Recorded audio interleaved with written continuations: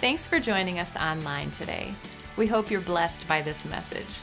If you have a prayer need today, please visit our website, SiouxFallsFirst.com. First, the question is, do you have a purpose? Is there a real purpose to life, or is life just a glorified Monopoly game? You get a whole bunch of stuff now, and when the game is over, it's all going to go back in the box. Is that what life's really about? And we said last night that atheists are often saying that there is no meaning to life because there is no spiritual realm. Everything's made of molecules. In fact, Francis Crick, who looks a little creepy to me, put it this way. He's an atheist. And he said, the astonishing hypothesis is that you, your joys, your sorrows, your memories, your ambitions, your sense of personal identity and free will are in fact no more than the behavior of a vast assembly of nerve cells and their associated molecules. In other words, according to atheistic materialism, you're nothing but a molecular machine. You're a moist robot. And one day, that moist robot's going to die, and that's it. You become worm food. It's over. There's nothing else. You don't pass go. You don't collect $200. It's just over. You're done. But I actually think Crick is wrong, and I actually think there is an objective meaning to life, and you can find that objective meaning in this ancient collection of manuscripts we put under one binding we now call the Bible. And it's really not that hard to show that it's true. You just need to answer 4 questions in the affirmative to show that Christianity is true. In other words, if you ask these 4 questions and get evidence to see that the answers to these 4 questions is yes, then Christianity is true beyond a reasonable doubt. What are the 4 questions? Here are the 4 questions.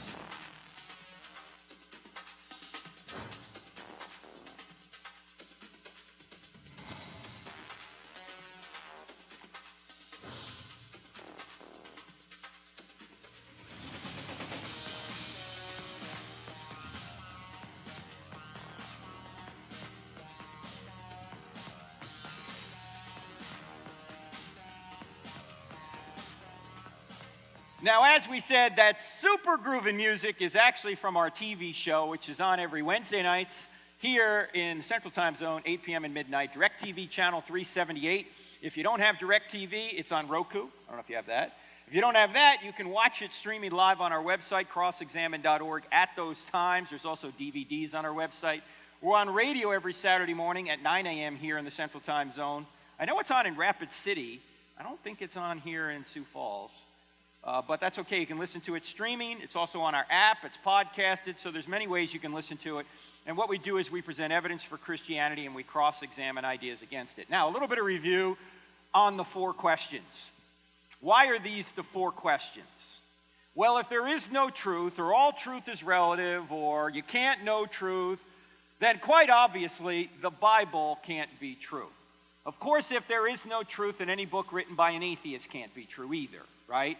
Now, you remember yesterday, for those of you here in the church service, we talked about this idea of relativism or postmodernism, that you can't know truth, or there is no truth, or all truth is relative, is false, because it violates the law of non-contradiction. So if somebody says to you there is no truth, you're going to ask that person a question and say what? Is that true, right? If somebody says all truth is relative, you're going to ask that person a question. What question? Is that a relative truth? If somebody says there are no absolutes, what are you going to say? Is that an absolute? Are you absolutely sure? If somebody says you ought not judge, what are you going to say? Yeah, then why are you judging me for judging? We pointed out Jesus didn't say don't judge. In fact, he said stop judging by mere appearances and make a right judgment. Everybody makes judgments. The only question is, are your judgments true?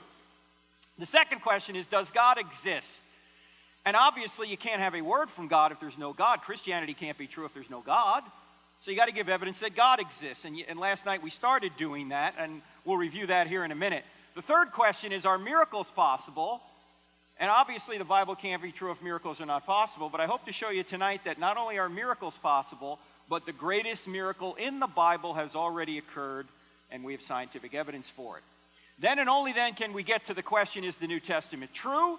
Obviously, the New Testament can't be true if there's no truth, no God, or no miracles. But if truth exists, God exists, and miracles are possible, then we can see if further miracles occurred as recorded in the 27 handwritten Greek manuscripts we put under one binding we call the New Testament, do these documents really tell us the truth, or were they written down by religious zealots who embellished it and made it up?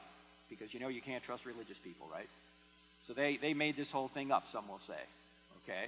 Well, tomorrow night we're going to get to that question. And oh, by the way, we also pointed out that we believe the Old Testament's true as well. Why?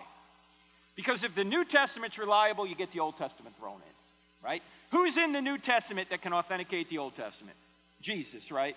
If Jesus really is God, as the New Testament documents claim he is, then whatever God teaches is true. Jesus taught the entire Old Testament as the Word of God, so if the New Testament's just reliable, you get the Old Testament thrown in. And we said there's a lot more detail in the book that you can get into. There's still a few copies back there. We don't have any more of the DVD sets. They're sold out. But if you want one, what you can do is go to Diane. She'll be at the book table after. I'll be out there too. If you want one of those DVD sets, which again is about 7 hours long, 12 different lessons, you can just pay for it, and we will mail it here, so it'll be here for Sunday. So you can just, hopefully it'll be here by Sunday, if not the next Sunday. We'll just mail them here, and you can pick them up. So if you want it, that way you don't have to pay shipping or any of that. The Stealing from God book is still out there. There's a few copies left, and that book is not about tithing, thank you. The subtitle is Why Atheists Need God to Make Their Case, and we'll talk a little bit more about that later. Again, if you want just this PowerPoint presentation in a PDF form, just go to this website, crossexamine.org/CP. You got to type that in your browser. Send us your email address, and we will email this back to you in PDF form, all right? And then tonight, we're supposed to do Q&A, but actually what we're going to do is we're going to do all Q, no A. You get a lot more questions in that way, and it takes all the pressure off me. All right? So I think that's what we'll do tonight. Maybe we'll have a few answers. I don't know. We'll see. All right? So let's pick it up where we left off last night. We already covered the truth issue. Last night, we said we got to talk about, does God exist? And oh, by the way, I forgot to mention, if truth does exist, and it does because it's self-defeating to say it doesn't, what does that say about relativism and postmodernism? They're false. They have to be false. Because they say there is no truth, while claiming it's true there is no truth. All right? You got that? Law of non-contradiction. Okay, now does God exist? We have to define what we mean by God. We're not talking about an old man on a cloud with a long beard. We're talking about a theistic God. A theistic God is a spaceless, timeless, immaterial, powerful, moral, personal, intelligent, sustaining creator whose every attribute is infinite. We're finite, God is infinite. Now, given the fact that God is infinite, that he has no limits, it would be strange if God wasn't somewhat strange to us, right? We're finite, he's infinite. Therefore, we should expect some mysteries in life, right? If he's infinite and we're finite, it would be strange if he wasn't somewhat strange to us. People think that they can completely comprehend God. No, we can't completely comprehend God. We can apprehend God, but we can't completely comprehend him. You can stand in front of an ocean and apprehend there's an ocean in front of you, but you can't completely comprehend everything going on in that ocean, can you? Same thing is true with God. You can apprehend this being, but you can't completely comprehend him. So we should expect some mystery for an infinite being. So when things don't quite work out the way you think they ought to work out, you should expect that. Especially when God says it will happen. In fact, if they persecute me, they're going to persecute you. All right, now, what evidence did we have that this being actually exists? We talked about it last night that there are three great arguments. What was the first one? Do you remember? The cosmological argument from the beginning of the universe. We said if the universe had a beginning, if space, matter, and time had a beginning, then whatever created space, matter, and time can't be made as space, matter, and time. Must be spaceless, timeless, and immaterial, i.e., if the universe had a beginning, the best explanation is God caused it. The second argument was what? Teleological, the argument from design. If there's design in the universe and design in life, there must be a designer. And we looked at that last night. The argument we haven't gotten to yet is the moral argument, which we'll get to tonight, so I won't highlight it here right now. But let's just review what we found out about the cosmological argument.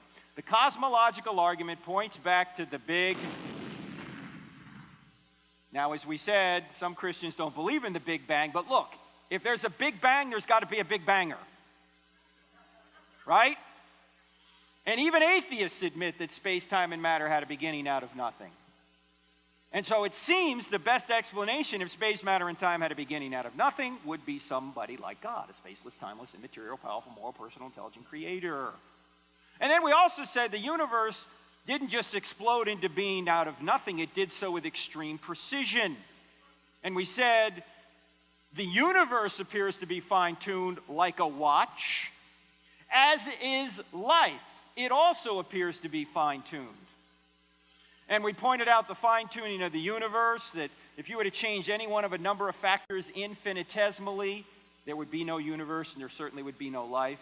We also looked at the incredible genetic code in life, that, for example, in every one of your 40 trillion cells in your body is a message that's 3.5 billion letters long. Where do messages come from?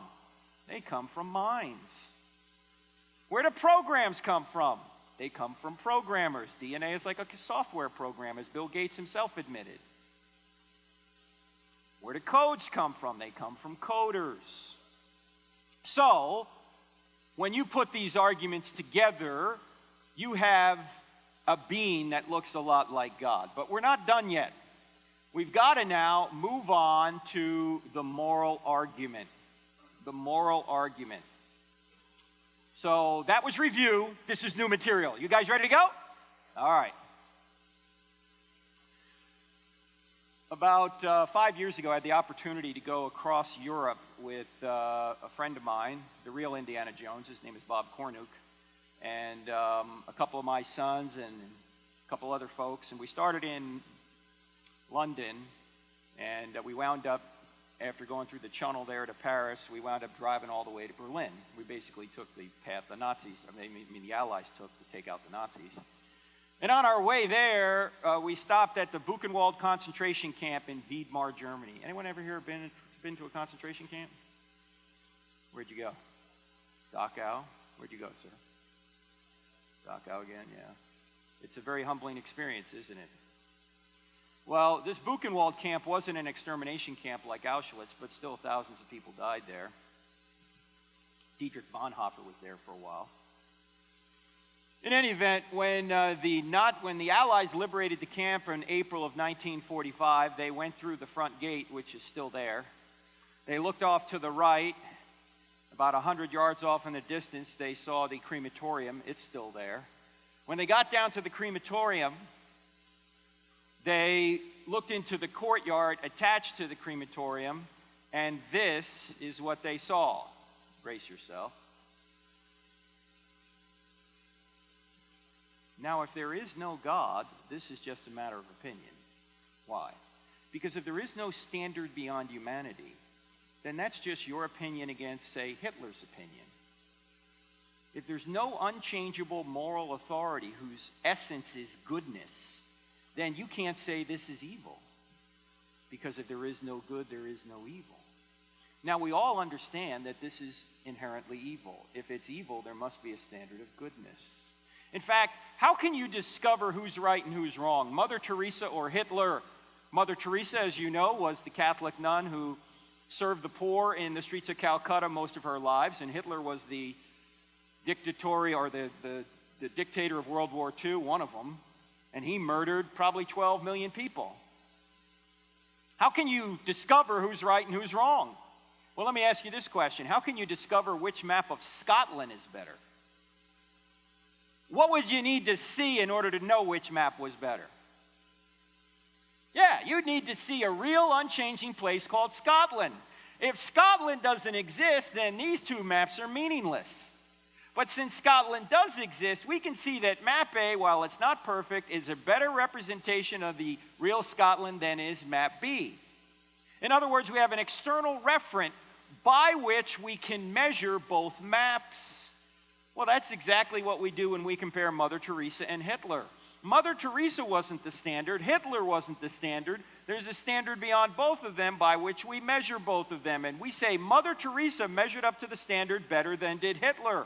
If the standard didn't exist, you couldn't say Mother Teresa was better than Hitler. In fact, whenever you say something's better or worse, you're implying a standard of best. And the only way that standard of best could exist objectively if it's outside of you. That's what we mean by God's nature.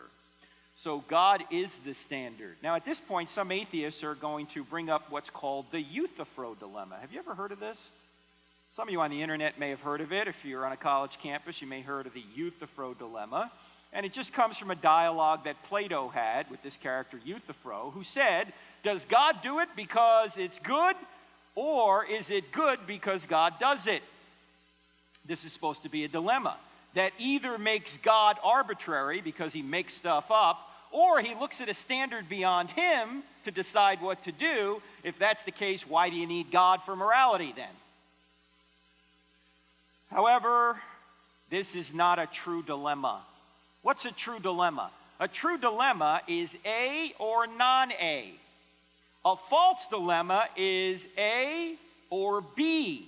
Well, maybe there's a C. In other words, maybe there's a third alternative, right? Well, in this case, there is a third alternative. God doesn't look at a standard beyond him. God doesn't invent the standard. God is the standard. His nature is the standard. Look, if God has to look beyond him, then this being looking up at him is not God. This is God. Right? And God doesn't arbitrarily make things up, unless you're Allah, then you do. Because Allah is arbitrary. That's one of the problems with the Muslim concept of God. He's not infinitely loving. Whatever God does is good, according to Muslim theology. Doesn't mean every Muslim believes this, but that's the official Muslim theology. So there is no dilemma here. God is the standard. The buck has to stop somewhere. It stops with God's nature. Now, if there is no God, then the Nazis were not really wrong. I was at Michigan State doing I don't have enough faith to be an atheist presentation, and during the Q&A, there were some atheists sitting on this side of the auditorium, and we got talking, and I said to one of them, there were two of them sitting right next to one another, I said, well, you're an atheist. What's your standard of morality? And one of them said, whatever the majority decides is morally right. Yeah, you knew where I was going with that, right? So I said to him, are you telling me that if you lived in Nazi Germany and a majority or a plurality of people decide it was morally right to murder all undesirables, and to them, undesirables were Jews, homosexuals, gypsies, Jehovah's Witnesses, that would be morally right? And the kid paused, he blushed, and he said, yes. And his atheist buddy sitting right next to him looked at him and yelled, no! Well, the first kid knew in his heart the answer was no, but in order to be consistent with his atheism, he had to say yes. But look, on atheism, it doesn't matter. The majority may be able to impose its will, but its will isn't objectively right. It's just an opinion if there is no standard beyond humanity. Might makes right? No, it doesn't. Just because you got a lot of people behind you doesn't mean that what you're doing is right. Now, any argument that you make for atheism is based on weaker premises than murdering 12 million people is wrong, right? In other words, I'm more sure that murdering 12 million people is wrong than I could ever be sure of any argument that said atheism was true. You just intuitively understand that murdering 12 million people is wrong. Murdering one person is wrong. But you have to take a big leap of faith to say, no, I'm going to suppress that moral intuition I have and say that atheism's true. In fact, the true honest atheists bite the bullet and say, no, nothing's objectively right or wrong.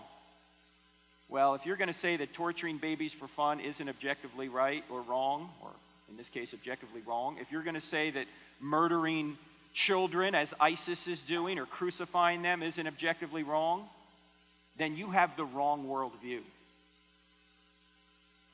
If there is no God, then love is no better than rape.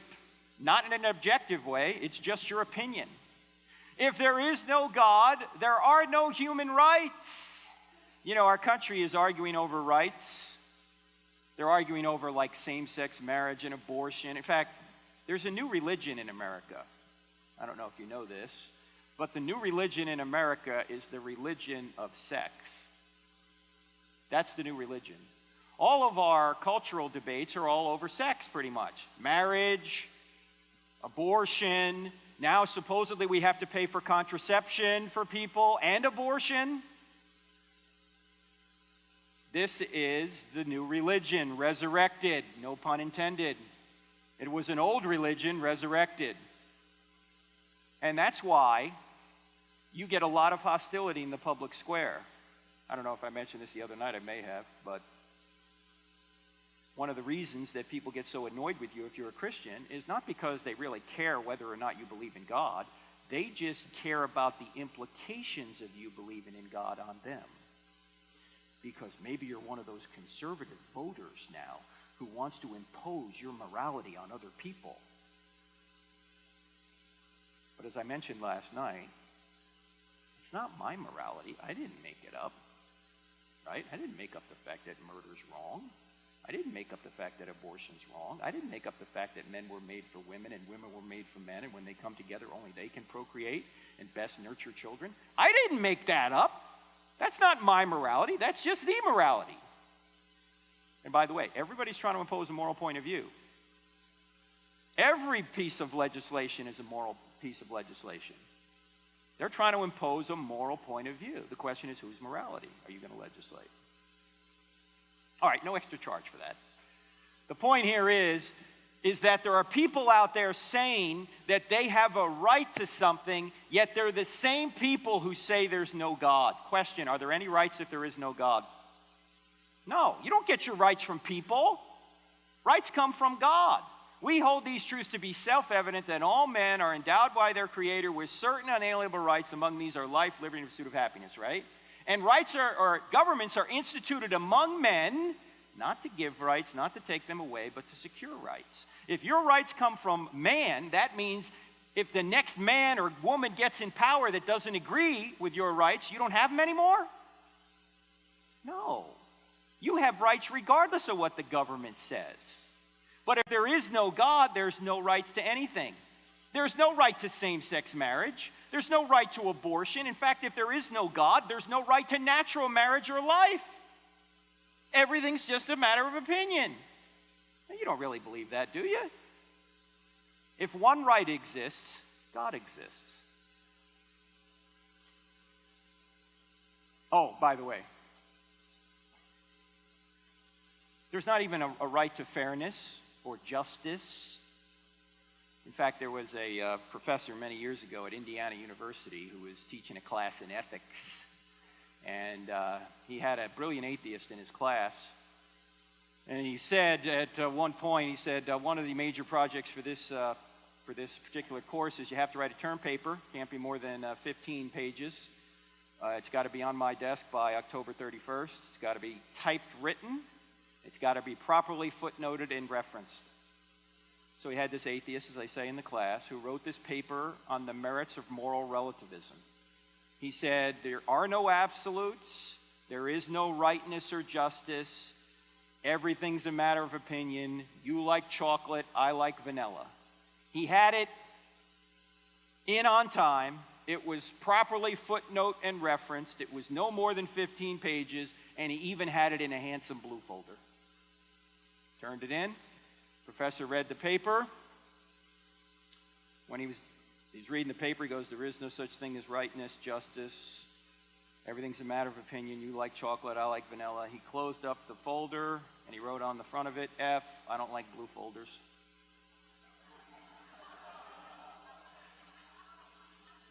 Gave it back to the student. The next class period, after the class was over, the student stormed up to the professor. F, I don't like blue folders. That's not fair. That's not right. That's not just. The professor said, whoa, hold on, wait. I read a lot of papers. Let me make sure I got yours right. Isn't your the paper that said there is no such thing as fairness or rightness? There is no such thing as justice?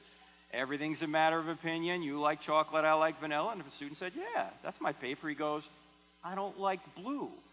You get an F. Suddenly, the light bulb went off in the student's head.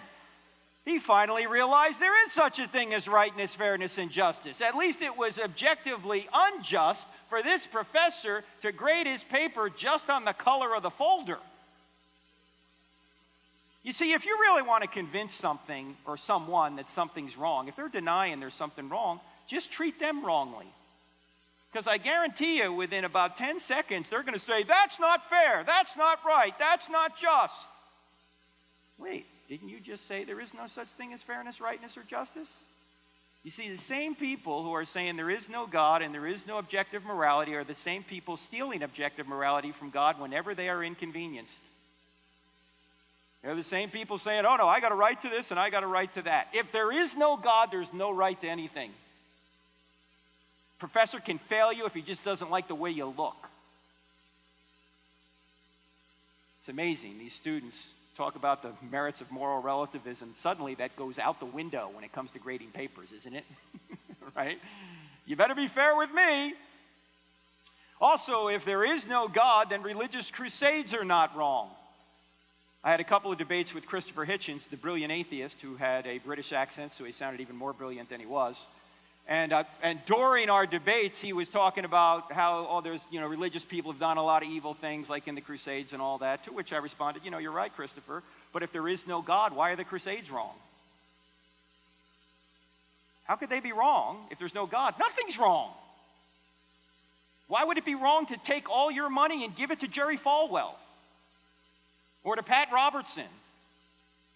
Or to anybody that you disagree with? Why would that be wrong if there's no God? There's no right or wrong to anything if there is no God. Now, by the way, a lot of people are confused about the Crusades. Some people think, well, Christianity is just like Islam in that sense. In fact, President Obama last year at the prayer breakfast actually equated Christianity and Islam as if they have the same history. What were the Crusades all about? Does anyone know? First of all, when was the first crusade ordered?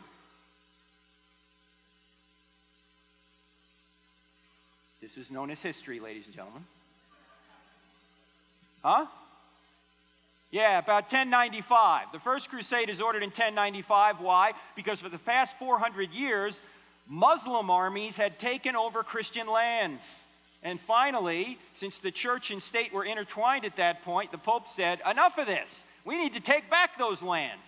So for about the next 200 years, they organized teams of military folks and citizens to go try and take back these lands. And they did do a lot of evil things on these crusades, but the impetus behind them was not to try and convert people by the sword. The impetus behind them was trying to take back the land that was militarily taken from them.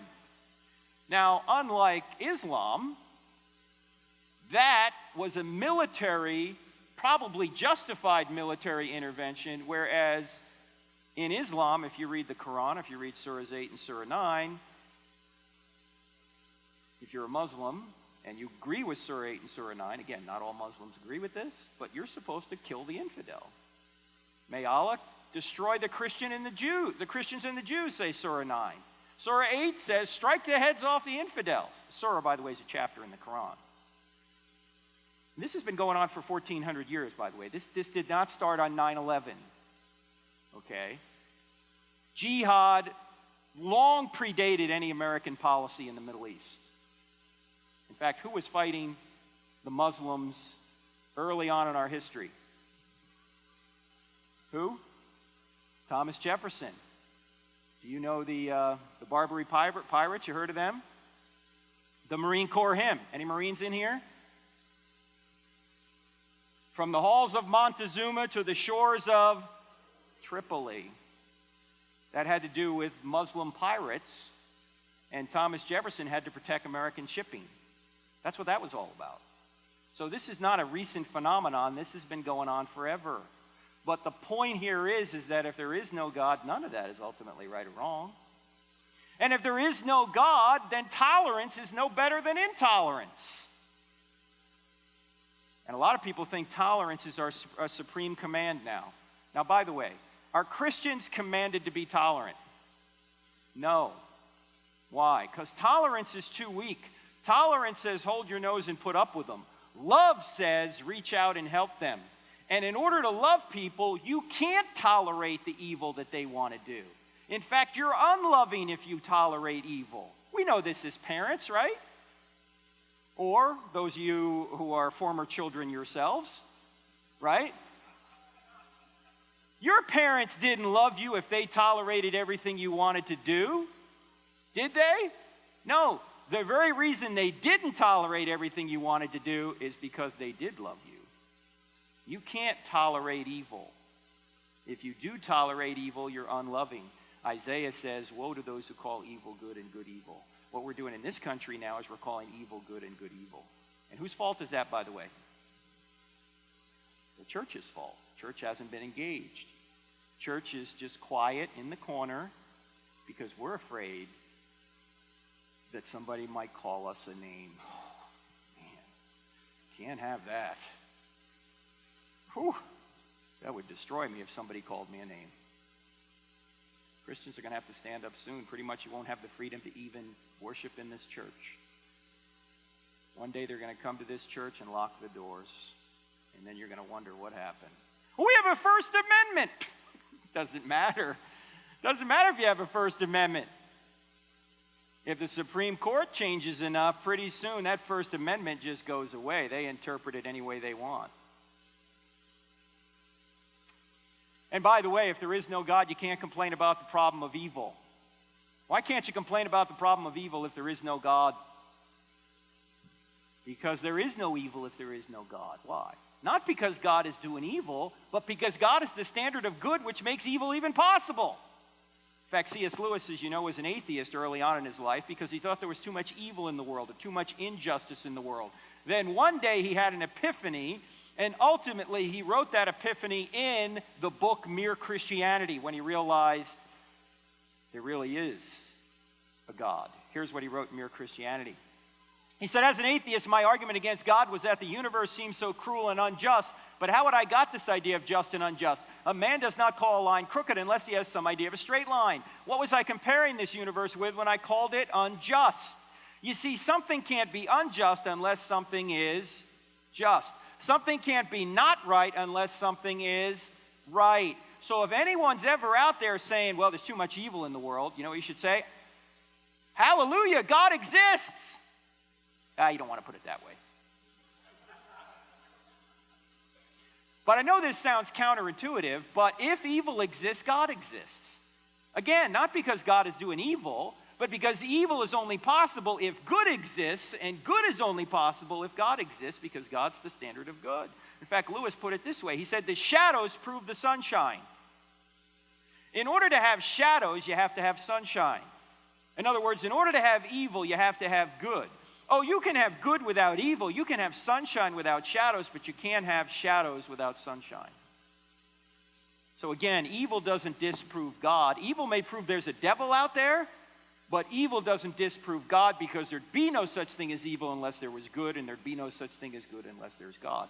That's why in the book Stealing from God, we say one of the things atheists steal from God is evil. Because they say, well, God's done evil in the Old Testament, or this is evil, or that is evil, or God allows too much evil in the world, so how can he exist? What they're doing is they're stealing from God to argue against him. Because there'd be no such thing as evil unless God existed. And here they are trying to claim he doesn't exist. Now, let me be very careful as what we are saying and what we are not saying. This is a critical distinction you need to take on board here, because whenever you talk about this, somebody might say this. They might say, well, I'm an atheist and I know right from wrong. I'm not saying you don't know right from wrong. And I'm not saying you can't be moral. Atheists can be moral. Atheists can know right from wrong. In fact, you don't even need the Bible to know right from wrong. You've got it written on your heart. The Bible even teaches that. Romans chapter 2, the Gentiles are not of the law written on their hearts. We know right from wrong. In fact, if you needed the Bible to know right from wrong, then God was unjust for judging the entire generation of Noah. Right? They didn't have a Bible. How could they know right from wrong? Because it's written on their hearts. Now, the Bible gives you more detail, obviously, but on the big issues, you already know. You don't murder people, you don't steal, you don't rape. You already know that. You don't need the Bible to tell you that. So we're not saying atheists can't be moral. We're not saying atheists don't know morality. What we're saying here is that atheists can't justify morality. Knowing what's right does not explain why the standard of rightness exists. And this is the biggest mistake that is made in this debate. I know this is going to sound technical for a minute, but you really need to know this if you're ever going to talk to somebody about this. This is the difference between what philosophers call epistemology and ontology. Epistemology is how you know something. Ontology is that something exists. I can know what a book says and deny there's an author. But there would be no book to read unless there was an author, right? Likewise, I can know right from wrong and deny God exists. But there would be no right or wrong unless God exists. Do you see the difference here? Epistemology is how you know it. Ontology is the study of being, that it exists. Don't let them confuse the two, because they're going to say, well, I know right from wrong. I don't need your Bible. I don't need your religion. That's not the point. The point is, why does rightness exist if there is no God? In fact, you can know what's in a book and deny there's an author, but there would be no book to know unless there was an author. So atheists can know what's right and deny God, but there would be no right without God. Everyone with me on this? This is an important distinction. It's the biggest mistake made in this debate. They confuse knowing morality with the existence of morality. Which leads us to Christopher Hitchens. This is a picture from our second debate. Christopher wrote the book, God is Not Great, How Religion Poisons Everything. Now, that's an artful way, how religion poisons everything. That's an artful way of saying what? That religion's evil. And in our first debate, I kept going back and forth with him. I said, Christopher, what do you mean by poisons? What do you mean by evil? He never would answer the question because he knew where it was going. I finally said to him, Christopher, what is evil? He said, religion. No, I mean, you just couldn't pin him down because he knew where it was going. He's stealing from God to argue against him. And the truth of the matter is that religion does not poison everything. Everything poisons religion. You see, I poison religion because I don't live up to the pure words of Christ. In fact, in the second debate, I said to him, Christopher, I'm a hypocrite. I can't live up to this book. But if I could, I wouldn't need a Savior. In fact, when people say to me I can't go to church because there's too many hypocrites down there, I always say, come on down, pal. We got room for one more. You see, we're all hypocrites. That's the point. The church is a hospital for sinners. It's not a country club for saints. Now, I understand we're saints theologically because we're covered with the blood of Christ, but that's not my point. My point is we're imperfect. We're not going to be perfect. If we were, we wouldn't need Christ. So when Christopher Hitchens talks about all the evil Christians have done, I go, Christopher, you know, you're kind of proving our worldview. Yeah, we are evil. And by the way, this point here is the biggest difference in political debates. Because some people will say that human nature is inherently good, and other people will say human nature is inherently evil. What's the right answer? Human nature is inherently evil. Let me just give you an illustration to prove this. Suppose you, before you came over here tonight, you went into your bathroom, and you looked in the mirror before you came over, and you saw this sign attached to your head. And it transmitted your every thought in big LED letters. Like you had a little ticker going that transmitted every thought you had, and you couldn't remove the sign, you couldn't cover it. Would you be sitting here right now? No, you wouldn't even leave your bathroom. Why? Because you know your thoughts are evil. Our thoughts are evil. Is it easier to be bad or good? It's easier to be bad, right? It's easier to be selfish. We are bent towards sin. As Augustine said, depravity is the propensity to sin and the necessity to die. We're bent towards sin. And some people will try and say politically, if people are generally good, you can just give them stuff and then they're going to be motivated. No, they're not. They're not.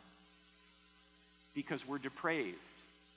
We're going to do as little as possible and take as much as we can. We're not going to work as hard as we can and take as little as possible.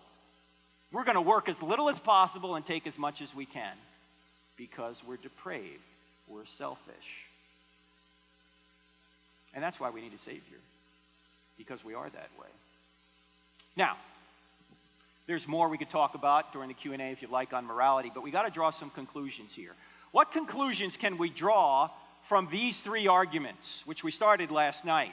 I think from these three arguments, we can learn some attributes of what we call God. From the cosmological argument, we can see that this being is immaterial, timeless, and spaceless. Why? Because he created material time and space, so he can't be made of material time and space. We can also see that this being is extremely powerful. Why? Because he created out of nothing. No space, no matter, no time. The entire space-time continuum came into existence. We can see from the design argument, this being is extremely intelligent because this universe was put together with extreme precision. We can also see that he sustains creation and he has purpose. He didn't just create the universe and then leave it or left it. He created the universe and sustains it right now. In fact, God is to the universe what a band is to music. If a band were up here playing music, it would be creating and sustaining the music. What would happen the second the band stopped playing? Music would be over. Same thing is true with God. God creates the universe and he sustains it. He's sustaining the very natural laws that allow our bodies to continue. If he wasn't here to do that, we wouldn't be in existence. Which is why, by the way, the Apostle Paul says, in him we live and move and have our being. He says, Christ holds all things together. The writer of Hebrews says that God sustains things by his powerful word. He's present to us right now. He's not a distant God who created the universe and wound it up like a top and then left it. He's a God that created the universe and sustains it as we exist right now. From the moral argument, we can see that this being is absolutely morally perfect. We can also see that this being is personal. How do we know he's personal from the moral argument? Because you only have a moral obligation to persons. You don't have a moral obligation to impersonal forces. If you go try and dunk a basketball, you're not sinning against the law of gravity. You only sin against persons. We also know this being is personal from the cosmological argument. You say, how so? Because to go from a state of nothingness to a state of creation, someone had to make a choice, and only persons make choices. Gravity doesn't make a choice. As I mentioned last night, gravity doesn't decide whether or not it's going to pull this thing to my hand, right? It just keeps doing it, right? It doesn't go, he does that one more time, it's going to go this way. No. Gravity doesn't make any choices. Only persons make choices. And to go from a state of nothingness to a state of creation, someone had to make a choice. Now, check this out. We have an immaterial, timeless, spaceless, extremely powerful, extremely intelligent, sustaining creator who has purpose, who's absolutely morally perfect and personal. This is the God of biblical Christianity identified without reference to the Bible. We haven't even opened the Bible yet, and we have a being consistent with the Bible. Now, does this mean Christianity's true at this point? No. Why? We don't know anything about Jesus. I mean, this could be the Muslim God, perhaps, or the Jewish God, or some other theistic God, right? I mean, if our reasoning's good to this point. But it does tell us there appears to be a theistic God, which means what? Remember we talked about this last night? If theism is true, what does that say about pantheism and atheism? Yeah, they can't be true. Which means that one of these world religions could be true, but none of these world religions could be true. Why? Because everything on the right here is non-theistic. Now, I'm not saying that every world religion on the right is false in everything they teach. Most religions have some truth in them. But on the question of whether or not God exists and what is his nature, they appear to have it wrong. They may have other things right, but on the existence and nature of God, they appear to have it wrong, which I think is a pretty big deal. right? Now, some of you are going, why is Mormonism up there? Does anyone know why Mormonism's up there? Aren't they just other Christians? No. Why? What's the difference? Yes. Yes, because Mormons believe in many gods. As man is, God once was. And by the way, if you're a Mormon man, they think that if you're a good enough Mormon man, one day you'll have your own planet. You'll become like a god, like the god of this planet. And if you're a good Mormon woman and you're married to a Mormon man, you will be eternally pregnant. What a great deal for the women, huh? I'm not making this up. Now, it doesn't, again, maybe not every Mormon believes this, but this is their doctrine. They're polytheists. So now the question is, which one of these is true? Or is there another theism that's true? Well, if God wanted to show us which one was true, what could he do? He could do something only he could do, and that would be a miracle, point 3. Okay, because miracles can tell us who to listen to. Now, before we get into miracles, and remember, Pastor Quentin said he's going to do, you got a miracle ready to go? Okay, good. Before we get into miracles, we've got to return for just a second to this guy. You remember Francis Crick, who said the astonishing hypothesis is that you, your joys, your memories, your ambitions, your sense of personal identity and free will are in fact no more than the behavior of a vast assembly of nerve cells and their associated molecules? Can anybody see the problem with this philosophy here? Use the Roadrunner tactic for those of you that were here yesterday morning. Why can't this be true? Or if it is true, you couldn't know it. He did say it, but... Yeah, exactly. In fact, let's rephrase it. Imagine if Crick had written this in his book. The astonishing hypothesis is that my scientific conclusions that I write in this book are in fact no more than that vast behavior of nerve cells and their associated molecules, right? Would you have any reason to believe anything he said? Here's the problem with atheists. They exempt themselves from their own theories. They say everyone's a molecular machine, except me. I'm not a molecular machine. Everybody's a moist robot, except me. I'm not a moist robot. Daniel Dennett and Sam Harris are both atheists. You know what they say about consciousness? Because it can't be explained materially. They say consciousness is an illusion. One wonders if they were conscious when they wrote that. You see, they say consciousness is an illusion for everybody except us. Our consciousness is not an illusion. This is self-defeating. So don't buy into atheistic materialism. We go through this in depth in the book Stealing from God. So if you want to go further, you can do that. But I just need to switch over to another presentation here because we need to go to miracles now. So stand by for vectors, Victor.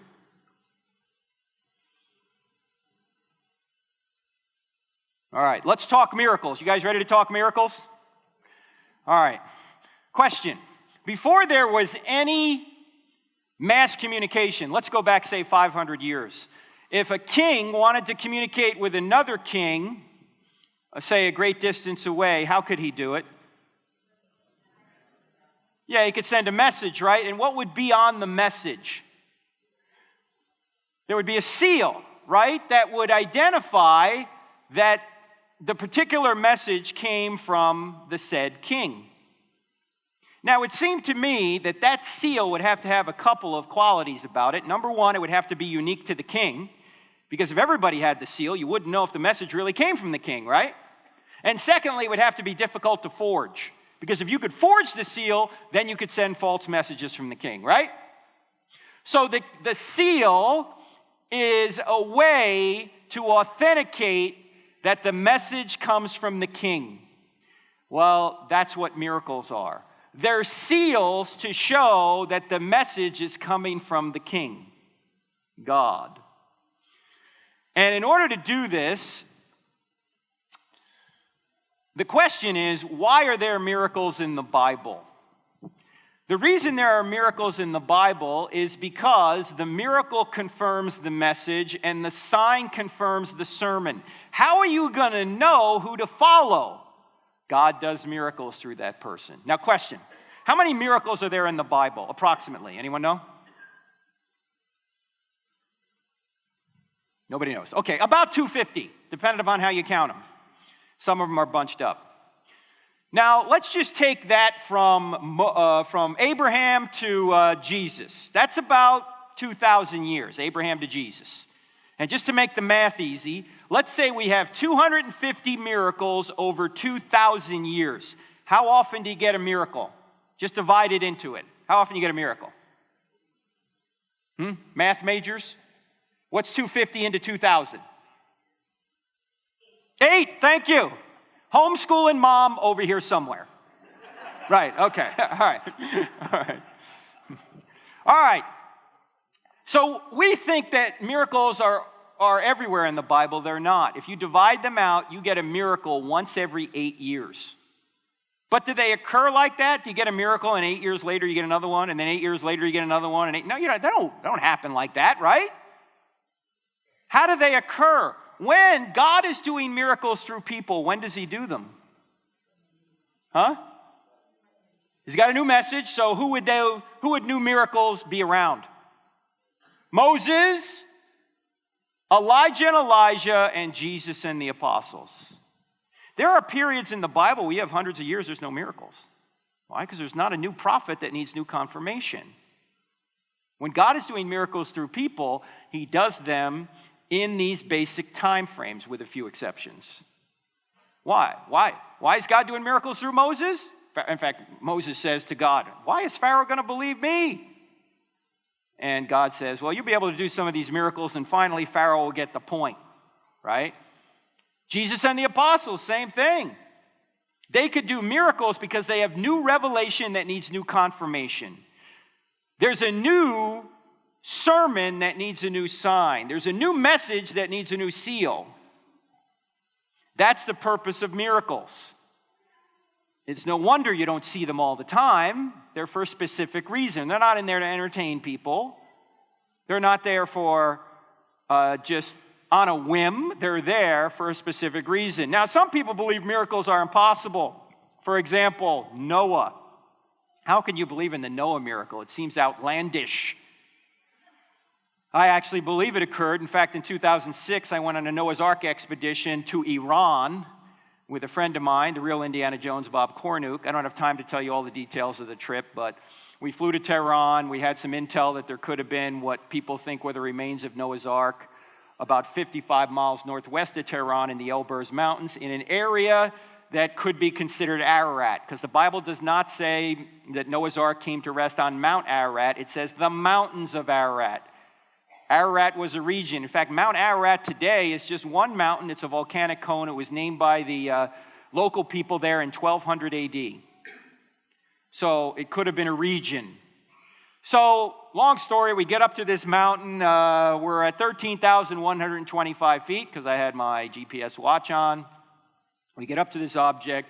It looks like it's sitting out on the side of a mountain. It looked like it could have been the remains of an old boat, because it had like planking on it. But when we got up to it, we touched it, it was rock. So we took samples off the structure there. We brought them back to the United States, and 5 out of the 9 samples tested as petrified wood. But we can't prove it's Noah's Ark because it didn't say USS Noah on the side. I mean, how could you prove such a thing?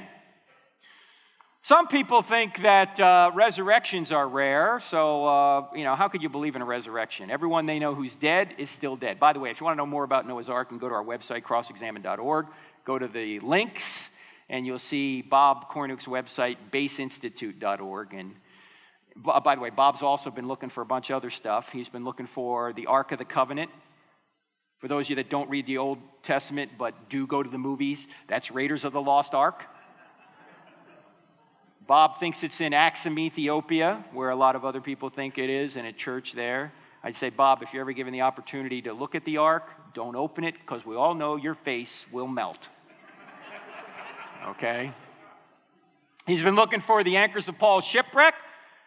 And I think he's found them off the shore of Malta, where the ship ran aground in Acts 27.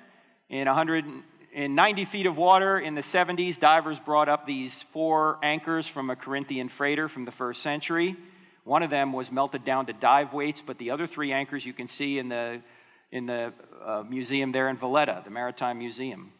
And I think those, because they were exactly where Luke said they were, where they went down. They didn't find a ship there. Why? Because they cut the anchors and ran aground. So they found these anchors with no ship. Also, he's been looking for the real Mount Sinai.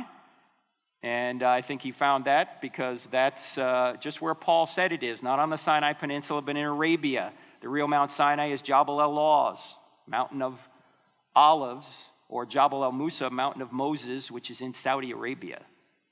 It's not on the Sinai Peninsula. You said, well, how do we get the Sinai Peninsula? Because Constantine's mom, Helena, said this is where Sinai was. But the real Sinai is across the Gulf of Aqaba, which is in Saudi Arabia. Resurrections don't occur, though, right? Everyone you know who's dead is still dead. And for some reason, the big problem miracle in the Bible is Jonah. Is that a whale of a tale or a tale of a whale? I mean, how can you believe in Jonah? That seems crazy, right? Well, question, what is the greatest miracle in the Bible? Yeah, people say the resurrection. No, the resurrection's easy compared to the greatest miracle. Yes, the greatest miracle in the Bible is the first verse. In the beginning, God created the heavens and the earth. If that verse is true, then every other verse is believable, right? I mean, it's really true that God created the heavens and the earth out of nothing. Can he do the Noah miracle? Can he raise Jesus from the dead?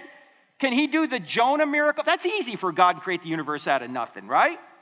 Well, here's the interesting thing. We now have scientific evidence that the first verse of the Bible is true. And since the greatest miracle has already occurred, lesser miracles certainly are possible. Right? I mean, that makes sense. I mean, if God can create the whole show out of nothing, then he can do whatever he wants that's not logically impossible inside the universe. Now, some of you are going, what's this logically impossible stuff? I thought God could do anything. No, there's even some things God can't do. Like what? He can't do logically impossible things. Like he can't create a square circle. Doesn't exist. Can't create a one-ended stick. Doesn't exist. Can't create a married bachelor. Doesn't exist. Can't create an honest politician. You know, there are some things that are just too hard for God. In fact, you can do some things that God can't do. What can you do that God can't do? Sin, lie, change. What's he going to change from? He's already a perfect being. Any change would necessitate a move from perfection to imperfection. In fact, if he could do those things, he wouldn't be God. He wouldn't be the standard. And by the way, if the New Testament documents are reliable, you notice that Jesus related 2 of the most controversial miracles in the Old Testament to his own life, Noah and Jonah. Do you think that Jesus thought Noah and Jonah were historical or hysterical? He thought they were historical. And if God exists, miracles are possible. In fact, C.S. Lewis put it well. He said, but if we admit God, must we admit miracles? Indeed, you have no security against it. That is the bargain. If God exists, then miracles are possible. And we have good scientific and even philosophical evidence that God does exist. Then miracles are possible. Now, with that said, I got to point out a couple other things about miracles before we get to your questions. And that is, a lot of people say they don't believe in miracles because they've never seen one. Now, is that a good reason not to believe something? No.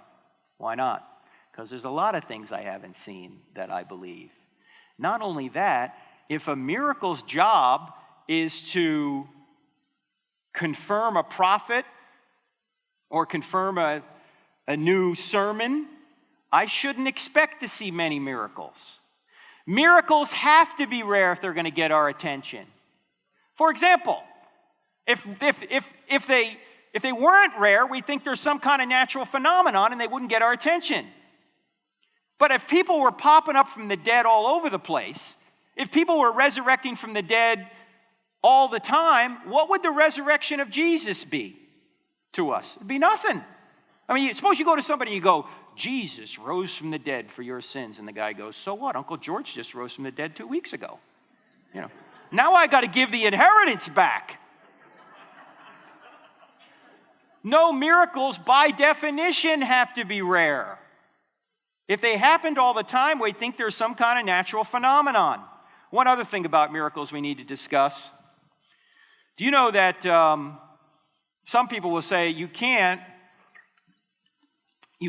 miracles are impossible because you can't change natural laws? First of all, that's a philosophical statement. You don't know that. But secondly, you don't need to change them. You just need to overpower them. And I'm overpowering a natural law right now. What natural law am I overpowering?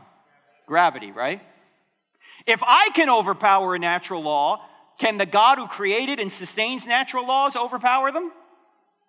Well, duh. Of course.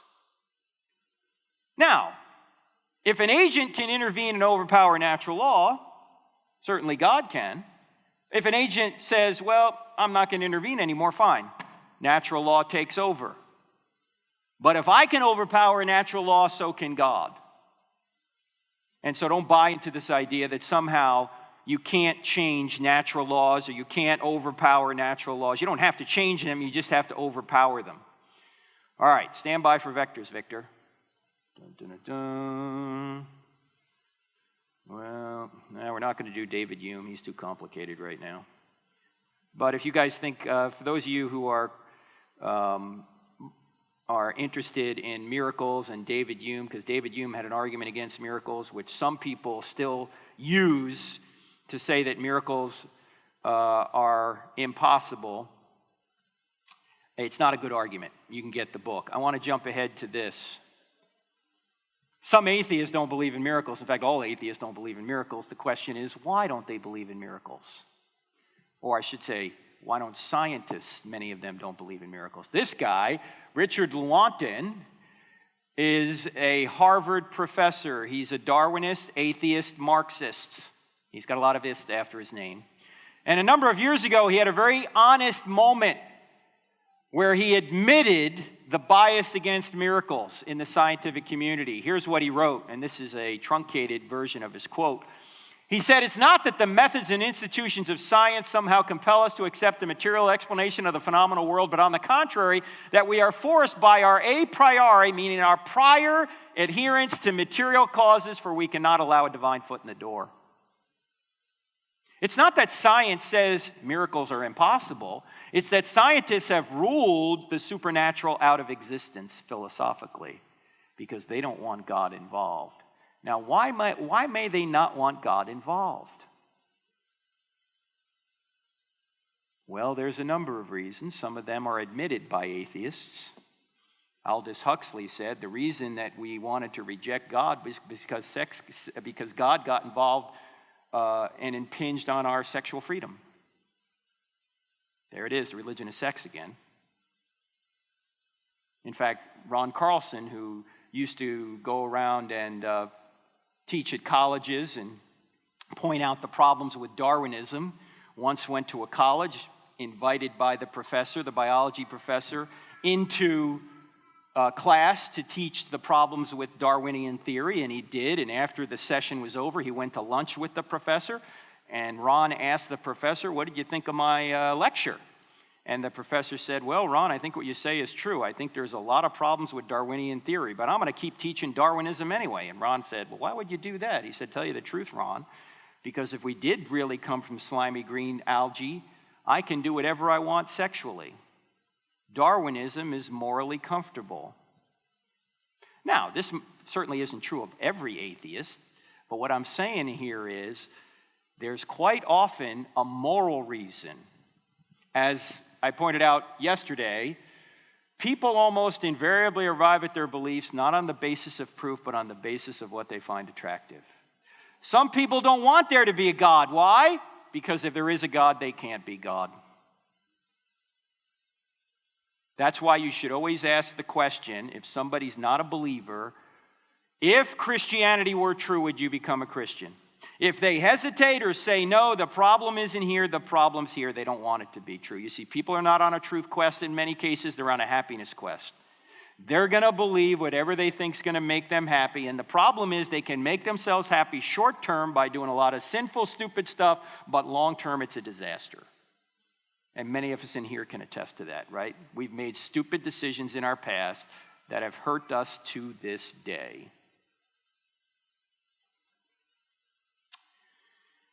So, what about point 4? That's for tomorrow night. We're going to talk about how the New Testament documents are historically reliable, how we know they're reliable. But right